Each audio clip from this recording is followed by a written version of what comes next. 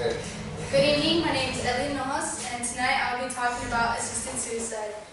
Assisted suicide is the suicide of a patient with an incurable disease taking lethal amounts of drugs prescribed by a doctor. John Pope, who is a retired bishop of the Episcopal Church, once stated, "The right to a good death is a basic human freedom." I hope my audience will encounter the importance and usefulness of assisted suicide. I want to be able to demonstrate that how assisted suicide relieves the severe pain that terminally ill patients experience with no means of relief. So what I want is to be able to bring awareness of assisted suicide in hopes of receiving support and to make it legal in all 50 states. There are many arguments whether assisted suicide should happen or not. The patient is the one who decides if they want to participate in assisted suicide. Sue Rodriguez from Physicians Assisted Suicide stated, "Whose life is it anyways?" The reason I support assisted suicide is because I would not want anyone I love to endure the pain every single day until the remaining time is up, whether it be short-term or long-term. I also believe that assisted suicide lets the patient prepare to pass. For example, they get to choose a setting in their own home. They get to choose whether they want to be around their family or alone. They got to choose the day the incurable and painful disease will end. Assisted suicide has many pros and cons to it. It is a debatable argument on whether it should or should not be legal. According to physician-assisted suicide, the pros and cons are as follows. For the pros of assisted suicide, the patient's tremendous amounts of pain and suffering will end. The patient dies knowing that it was their choice. Healthcare costs can be reduced. Vital organs can be saved and used to save other patients. And without physician assistance, the patient can commit suicide in a messy, horrific, and traumatic way. The cons of assisted suicide is it would violate the doctor's Hippocratic oath. It decreases the value of human life. It could open a floodgate to non-critical patient suicides and other abuses. Many religions believe that committing suicide will send the patient straight to hell. Doctors and family may be prompted to give up too early, and doctors can be given too much power. Now, there are only 5 states that participate in assisted suicide: Oregon, Vermont, Washington, Montana, and New Mexico.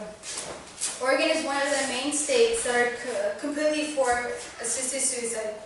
Oregon's law, Die with Dignity, has been legal since 1997. According to Time magazine, there has been more than 700 people who have participated in the Die with Dignity law, and the rate has been increasing ever since. Oregon's requirements are the patient must be 18 years or older. The patient needs to be capable of making decisions and communication on their own. Patients must be suffering from a terminal illness that leads to death within 6 months. The request must be signed by 2 witnesses who is not related to them or the physician. The patient must wait 15 days before taking the medicine, and lastly, the patient can resign at any given time. New Mexico started participating in the Die with Dignity law in 2014, but in order to do so, the patient must have a judge's decision and signature.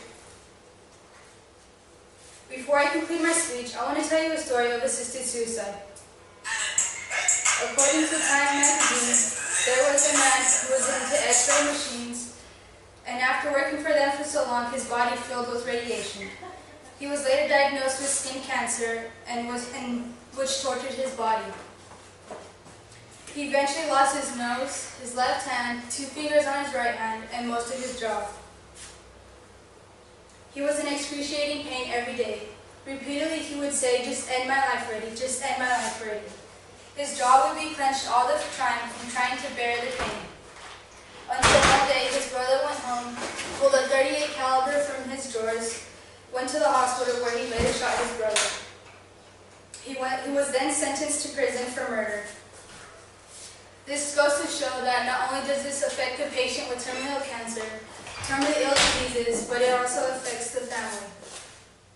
Even though he was convicted for murdering his brother, he still felt morally correct to relieve his brother's constant pain. At this time, it was against the law to do so. which is why we want to bring awareness and make assisted suicide legal with the aid of a physician. In conclusion, I fully support assisted suicide, and I hope my audience has a better understanding of what it is, of what assisted suicide is and how it works. I want to help bring awareness of assisted suicide to help bring people to decide whether it should or should not be legal in their state. This topic is very hot in our society right now, and I believe that we need to show and explain more knowledge to our society about what assisted suicide is and why it is helpful. Thank you. Is that how many minutes is that?